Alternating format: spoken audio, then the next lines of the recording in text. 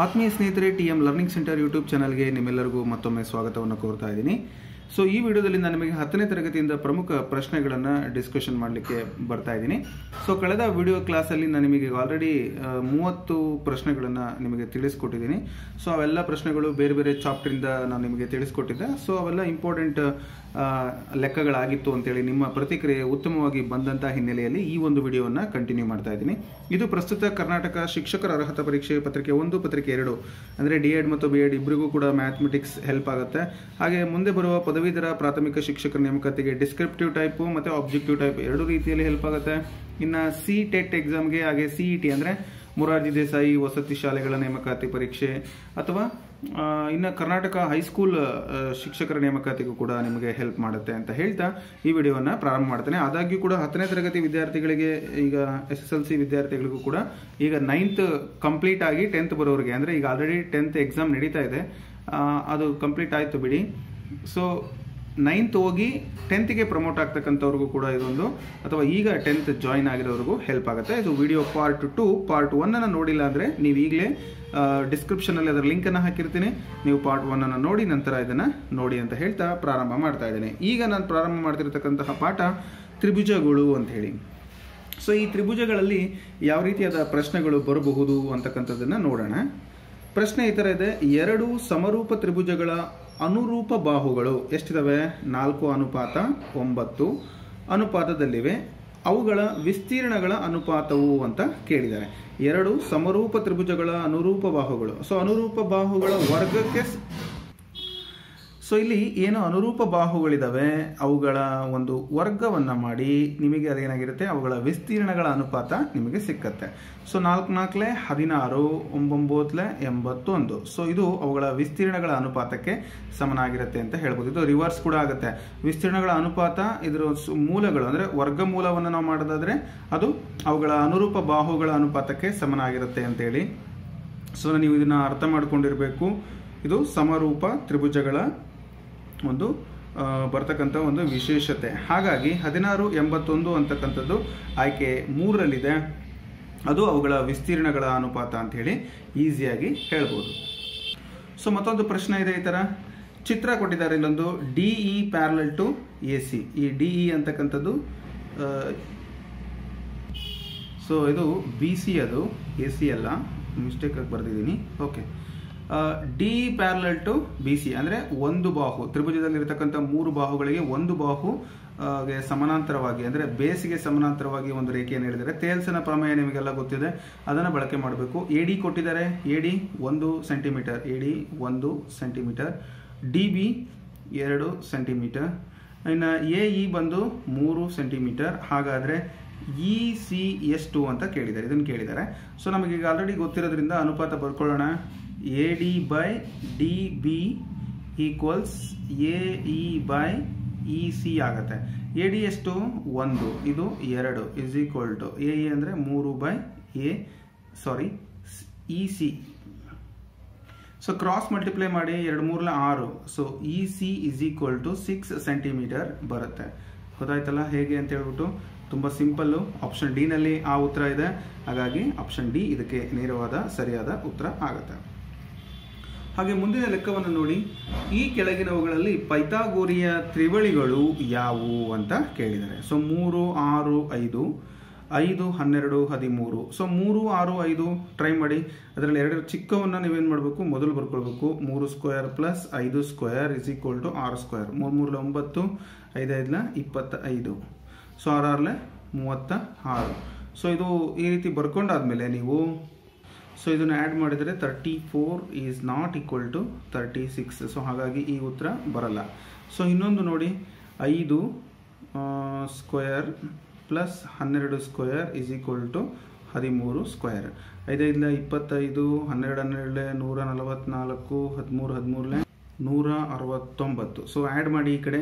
4 5 4 9, 4 2 6 1 is equal to 169. So 169 equal to 169. ಹಾಗಾದರೆ ಇದು ಪೈಥಾಗೋರಸ್ನ ತ್ರಿವಳಿಗಳ ಒಂದು ಸೂತ್ರವನ್ನು ಏನು ಮಾಡ್ತಾ ಇದೆ, ಸ್ಯಾಟಿಸ್ಫೈ ಮಾಡ್ತಾ ಇದೆ. ಸೊ ಆಪ್ಷನ್ ಬಿ ಇದಕ್ಕೆ ಸರಿಯಾದ ಉತ್ತರ ಆಗುತ್ತೆ. ಸೊ ತ್ರಿವಳಿಗಳನ್ನು ಹೇಗೆ ಕಂಡುಹಿಡಿಯೋದು ಅಂತ ಗೊತ್ತಾಯ್ತಲ್ಲ. ಎರಡು ದೊಡ್ಡದಿರೋದನ್ನ ನೀವು ವಿಕರಣ ಅಂತ ತಿಳ್ಕೋಬೇಕು, ಎರಡು ಚಿಕ್ಕವನ್ನ ನೀವು ಅವುಗಳ ವರ್ಗಗಳ ಮೊತ್ತವು ಆ ಒಂದು ವಿಕರಣದ ಮೊತ್ತಕ್ಕೆ ಸಮನಾಗಿರಬೇಕು. ಇನ್ನೆರಡು ನಾವು ಕಂಡುಹಿಡಿಯುವಂಥ ಅವಶ್ಯಕತೆ ಇಲ್ಲ, ಯಾಕೆಂದರೆ ನಮಗೆ ಉತ್ತರ ಆಲ್ರೆಡಿ ಸಿಕ್ಕಿದೆ. ಸೊ ಮುಂದಿನ ಪ್ರಶ್ನೆ ನೋಡೋಣ. ಪ್ರಶ್ನೆ ಈ ಥರ ಇದೆ, ಒಂದು ಲಂಬಕೋನ ತ್ರಿಭುಜ ಎ ಬಿ ಸಿಯಲ್ಲಿ ಸಿ ಕೋನ 90 ಡಿಗ್ರಿ ಕೊಟ್ಟಿದ್ದಾರೆ. ಈ ತ್ರಿಭುಜವನ್ನು ನೋಡಿ, ಸಿ ಕೋನ 90 ಡಿಗ್ರಿ ಕೊಟ್ಟಿದ್ದಾರೆ, ಎ ಬಿ 5 ಸೆಂಟಿಮೀಟರ್ ಕೊಟ್ಟಿದ್ದಾರೆ. ಓಕೆ, ಇದೇ ವಿಕರಣ ಅಂದರೆ ಲಂಬಕೋನಕ್ಕೆ ಅಭಿಮುಖವಾಗಿರ್ತಕ್ಕಂಥದ್ದು. ಹಾಗೆ ಎ ಸಿ 4 ಸೆಂಟಿಮೀಟರ್ ಕೊಟ್ಟಿದ್ದಾರೆ. ಬಿ ಸಿಯ ಅಳತೆ ಕೇಳಿದ್ದಾರೆ, ಅಥವಾ ಸಿ ಬಿ ಅಥವಾ ಬಿ ಸಿ ಯಾವುದಾದ್ರೂ ಒಂದು. ಸೊ ನೀವು ಪೈಥಾಗೋರಸ್ನ ಥಿಯರಂ ಪ್ರಕಾರ ವಿಕರಣದ ಮೇಲಿನ ವರ್ಗವು ಉಳಿದೆರಡು ಬಾಹುಗಳ ವರ್ಗಗಳ ಮೊತ್ತಕ್ಕೆ ಸಮನಾಗಿರುತ್ತದೆ. So A B square is equal to A C square plus B C square. A B square ಅಂದರೆ 5 square is equal to A C square ಅಂದರೆ 4 square plus A B square, 4 square plus ಇದು ಕಂಡುಹಿಡಿಬೇಕು, B C square ಹಾಗೆ ಬರ್ಕೊಳ್ಳಿ. ನಮಗೆ B C square ಬೇಕು is equal to 25 ಆಗುತ್ತೆ. 5 5 25, ಇದು ಈ ಕಡೆ ಬಂದರೆ ಮೈನಸ್ ಆಗುತ್ತೆ, 4 4 16 ಅಂದರೆ 9 ಆಗುತ್ತೆ. ನಮಗೆ ಬಿ ಸಿ ಸ್ಕ್ವೇರ್ ಬೇಡ, ಬಿ ಸಿ ಬೇಕು.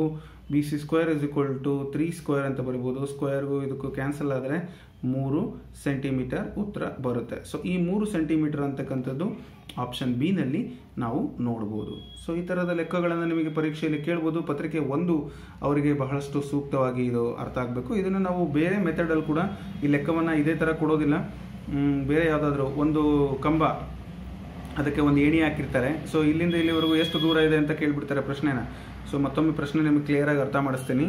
ಒಂದು ಗೋಡೆ ಇದೆ, ಗೋಡೆ ಎತ್ತರ 4 ಸೆಂಟಿಮೀಟರ್ ಅಥವಾ 4 ಅಡಿ ಇದೆ. ಸೊ ಅದಕ್ಕೆ ಒಂದು ಏಣಿಯನ್ನು ಹಾಕಲಾಗಿದೆ, 5 ಅಡಿ ಎತ್ತರದ ಒಂದು ಏಣಿಯನ್ನು ತುದಿಯವರೆಗೆ ಹಾಕಲಾಗಿದೆ. ಹಾಗಾದರೆ ಗೋಡೆಯ ಪಾದದಿಂದ ಈ ಒಂದು ಏಣಿಯ ಕೆಳ ತುದಿಗೆ ಇರುವಂಥ ದೂರ ಎಷ್ಟು ಅಂತ ಕೇಳ್ತಾರೆ. ಸೊ ಆವಾಗ ನೀವೇನು ಮಾಡಬೇಕು, ಪ್ರಶ್ನೆ ಈಸಿ ಅಲ್ವಾ, ಅದನ್ನು ಪೈಥಾಗೋರಸ್ನ ಥಿಯರಂ ಅಂತ ತಿಳ್ಕೊಂಡು ಮಾಡಬೇಕಾಗತ್ತೆ. ಸೊ ನೀವು ಇದನ್ನು ಈಸಿಯಾಗಿ ಕಂಡುಹಿಡಿಬೇಕಾಗತ್ತೆ. ಸೊ ಅದೇ ಥರ ಮುಂದಿನ ಪ್ರಶ್ನೆಗೆ ಬರ್ತೀನಿ. ಪ್ರಶ್ನೆ ಈ ಥರ ಇದೆ. ಆವಾಗಲೇ ನಿಮಗೆ ಮೊದಲನೇ ಪ್ರಶ್ನೆ ಏನು ತೋರಿಸಿದ್ದೆ ಅದೇ ಥರದ ಪ್ರಶ್ನೆ ಇದು, ಅದರ ರಿವರ್ಸ್. 2 ಸಮರೂಪ ತ್ರಿಭುಜಗಳ ವಿಸ್ತೀರ್ಣಗಳು 81:16. ಅವುಗಳ ಅನುರೂಪ ಬಾಹುಗಳ ವರ್ಗಗಳ ಅನುಪಾತ ಯಾವುದು ಅಂತ. ಸೊ ಇವನ್ನ ಬರ್ಕೊಳ್ಳಿ. ರಿವರ್ಸ್ ನಾನು ಆಗಲೇ ಹೇಳಿದೆ, 81 ಅಂದರೆ 9 81, 4 4 16. ಸೊ ಇದು ಅವುಗಳ ಅನುರೂಪ ಬಾಹುಗಳ ಒಂದು ಅನುಪಾತ ಆಗಿರುತ್ತೆ, 9:4. ಹಾಗಾಗಿ ಆಯ್ಕೆ 3 ಇದಕ್ಕೆ ಸರಿಯಾದ ಉತ್ತರ. ಗೊತ್ತಾಯ್ತಲ್ಲ, ಮೊದಲನೇ ಪ್ರಶ್ನೆ ಏನಿತ್ತು ಅದರ ಇನ್ನೊಂದ್ಸರಿ ನಿಮ್ಗೆ ನೋಡಬೇಕಾದ್ರೆ ಅಲ್ಲಿದ್ದಂತಹ ಪ್ರಶ್ನೆ ಇದು ರಿವರ್ಸ್ ಕ್ವಶನ್ ಆಗಿದೆ. 2 ಸಮರೂಪ ತ್ರಿಭುಜಗಳ ಅನುರೂಪ ಬಾಹುಗಳು 4:9 ಅನುಪಾತದಲ್ಲಿವೆ. ಅವುಗಳ ವಿಸ್ತೀರ್ಣಗಳ ಅನುಪಾತ ಕೇಳಿದರೆ, ಸೊ ಅವುಗಳನ್ನು ನೀವು ವರ್ಗ ಮಾಡಿದರೆ ವಿಸ್ತೀರ್ಣಗಳ ಅನುಪಾತ ಸಿಗುತ್ತೆ. ಅದನ್ನು ವರ್ಗಮೂಲ ಮಾಡಿದರೆ ಅವುಗಳ ಬಾಹುಗಳ ಅನುಪಾತ ನಿಮಗೆ ಸಿಕ್ಕತ್ತೆ. ಸೊ ಮುಂದಿನ ಪ್ರಶ್ನೆ, ಒಂದು ಲಂಬಕೋನ ತ್ರಿಭುಜ ಎ ಬಿ ಸಿಯಲ್ಲಿ A B is equal to 10 centimetre, B C is equal to 8 centimetre, A C is equal to 6 centimetre ಆದಾಗ ಲಂಬಕೋನವಿರುವ ಶೃಂಗ ಯಾವುದು ಅಂತ ಕೇಳಿದ್ದಾರೆ. ಸೊ ನೀವೊಂದು ಲಂಬಕೋನ ತ್ರಿಭುಜವನ್ನು ಹಾಕ್ಕೊಳ್ಳಿ, ಓಕೆನಾ. ಈ ಥರ ಈ ಮೈನು ನಿಮಗೆ ಬೇಕಾಗಿರ್ತಕ್ಕಂಥದ್ದು ಎ ಬಿ ಸಿ ತ್ರಿಭುಜ. ಎ ಬಿ 10 ಸೆಂಟಿಮೀಟರ್, 10 8 6 ಅಂತ ಇದೆ. ಸೊ ಇದು ದೊಡ್ಡದು 10 ಸೆಂಟಿಮೀಟರ್, ಅದೇ ವಿಕರಣ ಅಂತ ಕರಿತೀವಿ. ಅದೇನಾಗಿರುತ್ತೆ, ಎ ಬಿ ಆಗಿರುತ್ತೆ. ಉಳಿದಿದ್ದು ಸಿ ಇಲ್ಲಿ ಬರುತ್ತೆ ನೋಡಿ. ಬಿ ಸಿ ಎಷ್ಟಿದೆ, 8 ಸೆಂಟಿಮೀಟರ್ ಇದೆ, ಇನ್ನೊಂದು 6 ಸೆಂಟಿಮೀಟರ್ ಇದೆ.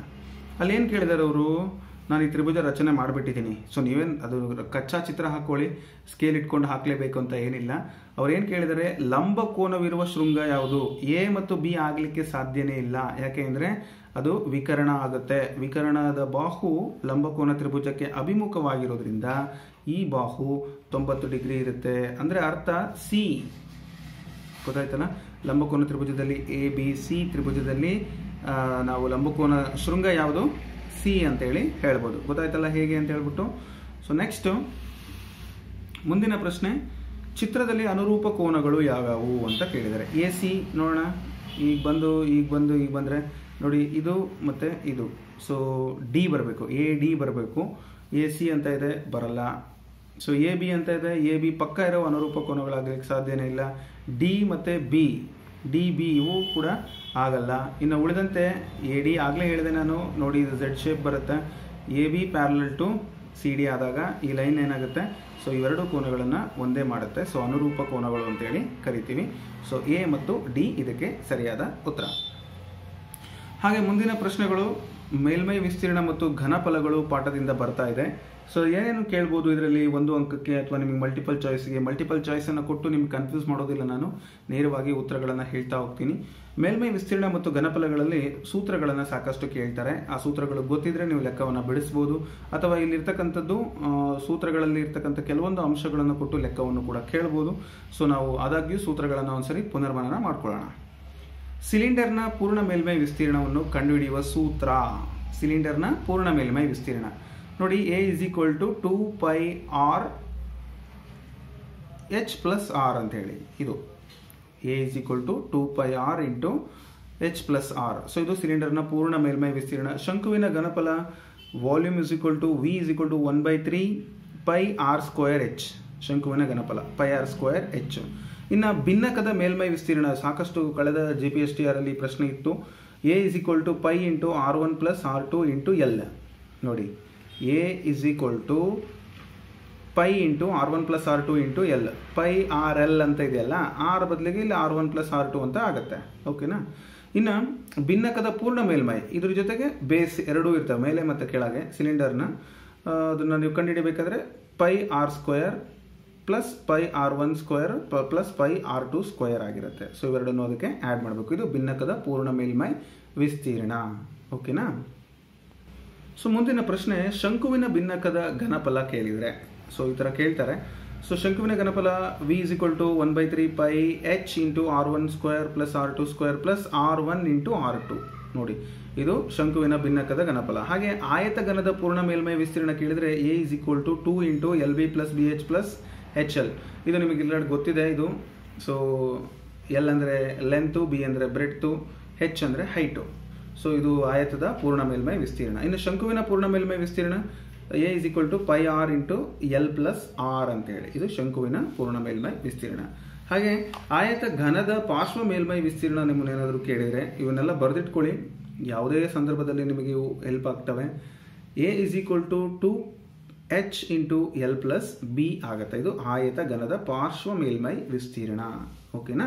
ಸೊ ಇದಿಷ್ಟು ಒಂದು ವಿಸ್ತೀರ್ಣ, ಮೇಲ್ಮೈ ವಿಸ್ತೀರ್ಣ ಮತ್ತು ಘನಫಲಗಳು ಪಾಠದ ಮೇಲೆ ಬಂದಿರತಕ್ಕಂಥ ಪ್ರಶ್ನೆಗಳು. ಹಾಗೆ ನಿರ್ದೇಶಾಂಕ ರೇಖಾಗಣಿತಕ್ಕೆ ಸಂಬಂಧಪಟ್ಟಂತೆ ಯಾವೆಲ್ಲ ಪ್ರಶ್ನೆಗಳು ಬರ್ಬೋದು ನೋಡೋಣ. ಮೂಲ ಬಿಂದು ಮತ್ತು ಪಿ ಬಿಂದು x, y ಗಳ ನಡುವಿನ ದೂರವನ್ನು ಕಂಡುಹಿಡಿಯುವ ಸೂತ್ರವನ್ನು ಬರೆಯಿರಿ ಅಂತ ಕೇಳಿದರೆ ಡಿ ಇಸ್ ಈಕ್ವಲ್ ಟು ಮೂಲ ಬಿಂದು 0,0 ಆಗಿರುತ್ತೆ. ಸೊ ಅದನ್ನು x2 minus x1 whole square plus y2 minus y1 whole square. ಅಲ್ಲಿ 0 0 ಇರೋದ್ರಿಂದ ಬರೀ x² ಪ್ಲಸ್ y² ಆಗುತ್ತೆ. ಇದನ್ನು ನೆನ್ಪಿಟ್ಕೊಳ್ಬೇಕು ನೀವು. ಮೂಲದಿಂದ ಒಂದು ಬಿಂದುವಿಗೆ ನಾವು ಏನು ಮಾಡ್ತಾ ಇದ್ದೀವಿ, ನಡುವಿನ ದೂರವನ್ನು ಕಂಡುಹಿಡಿಯಲಿಕ್ಕೆ D is equal to √x² plus y². ಇದ್ರ ಮೇಲೆ ಲೆಕ್ಕ ಬರ್ತವೆ.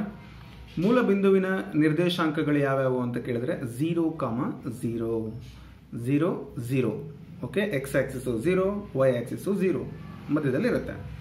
ಇನ್ನು ಮೂಲ ಬಿಂದು ಮತ್ತು ಪಿ ಕೊಟ್ಟಿದ್ದಾರೆ 4, -3 ಇವುಗಳ ನಡುವಿನ ದೂರವನ್ನು ಕಂಡುಹಿಡಿಯಿರಿ ಅಂತ ಆಪ್ಷನ್ಸ್ ಕೊಟ್ಟಿದ್ದಾರೆ. ಸೊ ಆಪ್ಷನ್ಸ್ ಏನಾದರೂ ಇರಲಿ, ಮೂಲ ಬಿಂದುವಿನಿಂದ ಕಂಡುಹಿಡಿಯುವಂಥ ದೂರ ನಮಗೆ ಗೊತ್ತಿದೆ √x² ಪ್ಲಸ್ y².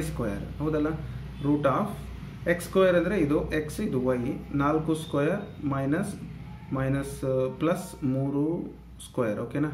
ಇದು 4 16, 3 9, ಮೈನಸ್ ಇಂಟು ಮೈನಸ್ ಪ್ಲಸ್ ಆಗುತ್ತೆ. √25 ಅಂದರೆ 5 ಉತ್ತರ ಬರುತ್ತೆ. ಆಪ್ಷನ್ ಡಿ ನಲ್ಲಿ ಆ ಉತ್ತರ ಇದೆ. ಸೊ ಈಸಿ ನೋಡಿ, ಎಷ್ಟು ಈಸಿ. ಸೂತ್ರ ಗೊತ್ತಿದ್ರೆ ಆರಾಮಾಗೆ ಮಾಡ್ಬೋದು. ಸೊ ಮುಂದಿನ ಲೆಕ್ಕ, ಎರಡು ಬಿಂದುಗಳ ನಡುವೆ, ಮೂಲ ಬಿಂದು ಇಲ್ಲ, ಎರಡು ಬಿಂದುಗಳ ನಡುವಿನ ದೂರವನ್ನು ಕಂಡುಹಿಡಿಯುವ ಸೂತ್ರ ಕೇಳಿದರೆ d is equal to √x2 minus x1 whole square plus y2 minus y1 whole square. ಇದನ್ನು ಕೂಡ ನೆನ್ಪಿಟ್ಕೊಳ್ಳಿ, ತುಂಬ ಇಂಪಾರ್ಟೆಂಟ್ ಸೂತ್ರ ಇದು, ಬಹಳ ಇಂಪಾರ್ಟೆಂಟ್. ಈಗ ಅದರ ಮೇಲೆ ಈಗ ಲೆಕ್ಕ ಬಂದಿದೆ 2, 3 ಮತ್ತು 6, -8 ಇವುಗಳ ನಡುವಿನ ದೂರವನ್ನು ಕಂಡುಹಿಡಿಯಿರಿ. ಈ ಸೂತ್ರ ಹಾಕಬೇಕು. ಇದು x1 y1 ಮತ್ತಿಲ್ಲಿ x2 y2. ಹೌದಲ್ಲ. ಇದ್ರ ಮೇಲೆ ನೀವು ದೂರವನ್ನು ಕಂಡುಹಿಡಿಯಬೇಕಾದ್ರೆ ಡಿ ಇಸ್ ಈಕ್ವಲ್ ಟು ನಾನು ಮತ್ತೊಮ್ಮೆ ಫಾರ್ಮುಲಾ ಬರೆಯಿಲ್ಲ, ಇಲ್ಲೇ ಇದೆ. x2 ಮೈನಸ್ x1 ಅಂದರೆ 6 - 2 hole square plus -8 - 3 whole square ಅಂದರೆ y2 minus y1 whole square. ಈಗ ಇದನ್ನು ಬಿಡಿಸಿದರೆ ನೀವು 6ರಲ್ಲಿ 2 ಹೋದರೆ ಎಷ್ಟು, 4² ಪ್ಲಸ್ ಮೈನಸ್ಸು ಮೈನಸ್ ಇದೆ ಕೂಡಬೇಕು. 8 3 11 ಮೈನಸ್ 11 ಸ್ಕ್ವೇರ್. ಸೊ ಇದನ್ನು ನೀವು ಬರೆದ್ರೆ 4 4 16 11 11 121. ಸೊ ಅಲ್ಲಿಗೆ 6 1 7 2 1 3 1 137 ರೂಟ್ ಆಫ್ 137 ಆಗುತ್ತೆ. ಅದೆಷ್ಟರ ಬರಲಿ ಅದೇ ಉತ್ತರ ಆಗಿರುತ್ತೆ. ಇದರ ದೂರ ರೂಟ್ 137 ಆಗುತ್ತೆ. ಓಕೆನಾ? ಸೊ ನೆಕ್ಸ್ಟ್ ಅದೇ ಥರ ಇನ್ನೊಂದು ಲೆಕ್ಕ ಕೊಟ್ಟಿದ್ದಾರೆ. ಇದನ್ನು ನೀವು ಮಾಡಿ. ಪ್ರಶ್ನೆ ಸಂಖ್ಯೆ 21 ನೀವು ಮಾಡಿ ನನಗೆ ಉತ್ತರವನ್ನು ಹೇಳಬೇಕು. ಯಾಕಂದರೆ ಎಲ್ಲ ನಾನೇ ಮಾಡಲಿಕ್ಕಾಗಲ್ಲ. ಇದಕ್ಕೆ ಎಷ್ಟು ಬರುತ್ತೆ, ಇವುಗಳ ಈ ಒಂದು ಬಿಂದು ಇದನ್ನು ಪಿ ಅಂದುಕೊಳ್ಳಿ, ಇದನ್ನು ಕ್ಯೂ ಅಂದ್ಕೊಳ್ಳಿ. P q is equal to ಏನು ಅಂತ, ಪಿ ಕ್ಯೂಗಿರುವ ಡಿಸ್ಟೆನ್ಸ್ ಏನು ಅಂತ ನನಗೆ ಕಂಡುಹಿಡಿದು ಉತ್ತರವನ್ನು ಕಮೆಂಟ್ ಮಾಡಬೇಕು. ನೀವು ಮಾಡ್ತಿರಲ್ವಾ? ತುಂಬ ಈಸಿ ಇದೆ, ಮಾಡಿ. ಸೊ ಇನ್ನೊಂದು ಬಹುಪದೋಕ್ತಿಗಳಿಂದ ಒಂದು ಪ್ರಶ್ನೆಗಳು ಇನ್ಯಾವೆಲ್ಲ ಬರ್ಬೋದು ಕಳೆದ ವಿಡಿಯೋ ಕ್ಲಾಸ್ನಲ್ಲಿ ಆಲ್ರೆಡಿ ಹೇಳಿದ್ದೆ. ಬಟ್ ಆದಾಗ್ಯೂ ಇನ್ನೊಮ್ಮೆ ಪುನರ್ಮನನ ಮಾಡಲಿಕ್ಕಂತ ಪ್ರಯತ್ನ ಮಾಡ್ತಾ ಇದ್ದೀನಿ. ಬಹುಪದೋಕ್ತಿಗಳಲ್ಲಿ ಇರುವಂಥ ಪ್ರಮುಖ ಪ್ರಶ್ನೆಗಳು ಈ ರೀತಿ ಇದೆ. ಇದರಲ್ಲಿ ನಾನು ಒಂದು ಮಾಡ್ತೀನಿ, ಇನ್ನೊಂದು ನಿಮಗೆ ಹೋಮ್ವರ್ಕ್ ಕೊಡ್ತೀನಿ. P of x is equal to x cube minus 2x square plus 4x minus 4 ಅನ್ನು g of x is equal to x minus 2 ನಿಂದ ಭಾಗಿಸಿದಾಗ ಶೇಷ ಡ್ಯಾಶ್ ಆಗಿರುತ್ತದೆ. ಸೊ ಶೇಷ ಏನಾಗಿರುತ್ತೆ ನೋಡೋಣ. ಬಾಕ್ಸೋದೇನು ಬೇಡ. ಈ ಒಂದು ಸೂತ್ರ ನಿಮಗೆ ಗೊತ್ತಿದೆ, ಶೇಷ ಪ್ರಮೇಯ. X minus 2 is equal to 0, x is equal to 2 ಆಗುತ್ತೆ. ಸೊ ಈ ಒಂದು ಎಕ್ಸ್ 2 ಅಂತೇಳಿ ಇದನ್ನು ಹಾಕೋದು. So p of 2 is equal to x cube ಅಂದರೆ 2 cube minus 2 into 2 square plus 4 into 2 minus 4. ಈಗ 2 4 4 8 ಮೈನಸ್ 2 4 4 8 ನೋಡಿ. 2 2 4 4 2 8 2 4 8 ಪ್ಲಸ್ 8 ಮೈನಸ್ 4. ಇಲ್ಲೇನಾಗುತ್ತೆ ಮೈನಸ್ 8 ಪ್ಲಸ್ 8 ಕ್ಯಾನ್ಸಲ್ ಆಗುತ್ತೆ. 8ರಲ್ಲಿ 4 ಹೋದರೆ 4 ಉತ್ತರ ಬರುತ್ತೆ. ಶೇಷ 4. ಇದನ್ನು ಶೇಷ ಪ್ರಮೇಯ ಅಂತೇಳಿ ನಾವು ಕರಿತೀವಿ. ಅಥವಾ ನೀವು ಬಾಗಿಸ್ಬೋದು, ಇದನ್ನು ಬಾಗಿಸಿದ್ರು ಕೂಡ ಅಷ್ಟೇ ಬರುತ್ತೆ. ಬಟ್ ನೀವು ಎಕ್ಸಾಮ್ನಲ್ಲಿ ನಿಮಗೆ ಸಮಯ ಕಡಿಮೆ ಇರುತ್ತಲ್ಲ, ಎಲ್ಲಿ ಬಾಕ್ಸ್ಕೋತಾ ಕುತ್ಕೊಳ್ಳೋಕ್ಕಾಗೋದಿಲ್ಲ. ಹಾಗಾಗಿ ನೇರವಾಗಿ 4 ಉತ್ತರವನ್ನು ನೀವು ಆಯ್ಕೆ ಮಾಡಬಹುದು. ಇದೇ ಥರ ನೀವೊಂದು ಮಾಡಿ. ಮೊದಲು ಏನು ಮಾಡಬೇಕು, g of x is equal to 0 ಅಂತ ಬರ್ಕೊಂಡು ಅದನ್ನು ನೀವು ಎಕ್ಸ್ ವ್ಯಾಲ್ಯೂ ಕಂಡುಹಿಡ್ಕೊಂಡು ಇದಕ್ಕೆ ಸಬ್ಸ್ಟಿಟ್ಯೂಟ್ ಮಾಡಬೇಕು. ಸೊ ಆಗ ನಿಮ್ಗೆ ಉತ್ತರ ಸಿಕ್ಕತ್ತೆ. ಮುಂದಿನ ಲೆಕ್ಕ ನಿಮಗಾಗಿ ಬರುತ್ತೀಗ. ಸೊ ಪ್ರಶ್ನೆ ಸಂಖ್ಯೆ 23 ನೀವು ಮಾಡಬೇಕು. P of x is equal to x square plus 5x minus 3, g of x is equal to x plus 3 ಅಂತ ಇದೆ. So x plus 3 is equal to 0, x is equal to minus 3. So put the value of minus 3 in this equation p of x, you will get the answer. Okay, comment me which is the right answer. So next question, it is from the ವರ್ಗ ಸಮೀಕರಣಗಳು ಪಾಠದಿಂದ ಬಂದಿದೆ. ಇದನ್ನು ಬಿಡಿಸಿ ಅಂತ ಕೇಳ್ತಾರೆ, ಅಥವಾ solution. ಇದರ ಒಂದು ಮೂಲಗಳು ಯಾವ್ಯಾವು ಬಿಡಿಸಿ ಅನ್ಬೋದು, ಅಥವಾ ಮೂಲಗಳು ಅನ್ಬೋದು. ನಿಮ್ಗೇನಾದರೂ ಕೇಳ್ಬೋದು, ಅಥವಾ ಎಕ್ಸ್ ವೈ ಬೆಲೆಗಳು ಅಂತ ಕೇಳ್ಬೋದು. ಏನಾದರೂ ಕೇಳಿದರೂ ಕೂಡ ಉತ್ತರ. ಸೊ ಇವೆರಡು ಬೆಲೆಗಳು, ಎಕ್ಸ್ನ ಬೆಲೆಗಳು ಅಂತ ಕೇಳ್ಬೋದು. ಸೊ ನೋಡೋಣ ಯಾವ ರೀತಿ ಬೇಕಾದರೂ ಬಿಡಿಸ್ಬೋದು. ನಾನೀಗ ಏನು ಮಾಡ್ತೀನಿ ಅಂದರೆ ಸೂತ್ರದ ಸಹಾಯದಿಂದ ಬಿಡಿಸ್ತಾ ಇದ್ದೀನಿ. ಅಥವಾ ನೀವು 4 1 4, 4ರಲ್ಲಿ 1 ಹೋದರೆ 3, ಆ ಮೆಥಡು ಆಲ್ರೆಡಿ ತೋರಿಸಿರೋದ್ರಿಂದ ನಾನು ಸೂತ್ರದ ಸಹಾಯದಿಂದ ತೋರಿಸ್ತಿದ್ದೀನಿ. So X is equal to minus B plus or minus root of B square minus 4ac divided by 2a ಅಂತ. ಸೊ ಮೈನಸ್ ಬಿ ಅಂದರೆ ಫಸ್ಟು ಎ ವ್ಯಾಲ್ಯೂ ಏನೂ ಇಲ್ಲ, ಅದನ್ನ ಇಲ್ಲಿ ಬರ್ಕೊಳ್ತೀನಿ. A X square plus B X plus C is equal to 0. ಅಲ್ಲಿ ಕೊಟ್ಟಿರೋದು X square minus 3x minus 4 is equal to 0, A is equal to 1, B is equal to minus 3, c is equal to minus 4. So ಈ ಸೂತ್ರಕ್ಕೆ apply ಮಾಡಿ. Minus B ಅಂದರೆ minus 3, ಅದಕ್ಕೊಂದು minus ಇದೆ. Plus or minus root of B square ಅಂದರೆ minus 3 square. ಕ್ಲಿಯರಾಗಿ ಕಾಣಿಸ್ತಿದೆಯಲ್ಲ? ಹಾಂ. ಮೈನಸ್ 4, ಎ ಅಂದರೆ 1, ಸಿ ಅಂದರೆ minus 4 divide by 2 into 1, 2a ಅಂದರೆ 2. Minus into minus plus 3 plus or minus root 3 3 9, 4 minus into minus plus 4 4 16 divided by 2 1 2. So ಇದನ್ನು 3 plus or minus root of 25 ಆಗುತ್ತೆ divided by 2. ಒಂದ್ಸರಿ plus ಬರೀರಿ, ಒಂದ್ಸರಿ minus ಬರೀರಿ. ಇದ್ರ ವ್ಯಾಲ್ಯೂ 5 ಆಗುತ್ತೆ. ಅಂದರೆ 5 5 25 ಅಲ್ವಾ? ಸೊ 3 ಪ್ಲಸ್ 5 ಬೈ 2, ಇನ್ನೊಂದು 3 ಮೈನಸ್ 5 ಬೈ 2 ಆಗುತ್ತೆ. ಸೊ ಇದು 5 3 8, 8 ಬೈ 2 ಅಂದರೆ ಎಷ್ಟಾಗುತ್ತೆ? 4 ಉತ್ತರ ಬರುತ್ತೆ. ಇನ್ನೊಂದು 5ರಲ್ಲಿ 3 ಕಳೆದ್ರೆ ಎಷ್ಟಾಗುತ್ತೆ? 2, ಮೈನಸ್ 2 ಬೈ 2, 2 1 ಮೈನಸ್ 1 ಆಗುತ್ತೆ. ಅಂದರೆ 4 ಮೈನಸ್ 1 ಉತ್ತರ ಬಂತು. ಸೊ ಆ 4 ಮೈನಸ್ 1 ಅನ್ನೋದು ಆಪ್ಷನ್ ಏನಲ್ಲೇ ಇದೆ. ಹಾಗಾಗಿ ಆ ಒಂದು ಆಯ್ಕೆ ಸರಿಯಾದ ಉತ್ತರ ಆಗುತ್ತೆ. ಗೊತ್ತಾಯ್ತಲ್ಲ, ತುಂಬ ಸಿಂಪಲ್ಲು ಮತ್ತು ಈಸಿ ಕೂಡ. ಹಾಗೆ ಈ ಲೆಕ್ಕವನ್ನು ನೀವು ಮಾಡಿ. ಸೊ ಬಿಡಿಸ್ತೀರಾ? x² - 3x = 10 ಇದೆ. ಆಪ್ಷನ್ಸ್ ಈ ಥರ ಇದೆ. ಸೊ ಯಾವ ಆಪ್ಷನ್ ಸರಿಯಾದ ಉತ್ತರ ಬಿಡಿಸಿ ನನಗೆ x ವ್ಯಾಲ್ಯೂವನ್ನು ಕಂಡುಹಿಡಿದು ನೀವು ನನಗೆ ಕಮೆಂಟ್ ಮುಖಾಂತರ ತಿಳಿಸಿ. ಮುಂದಿನ ವಿಡಿಯೋದಲ್ಲಿ ಮತ್ತೊಮ್ಮೆ ನಾನು ನಿಮ್ಮನ್ನ ಭೇಟಿ ಮಾಡ್ತೀನಿ. ಅಲ್ಲಿವರೆಗೂ ನಮಸ್ಕಾರ, ಧನ್ಯವಾದಗಳು. Thanks for watching this video.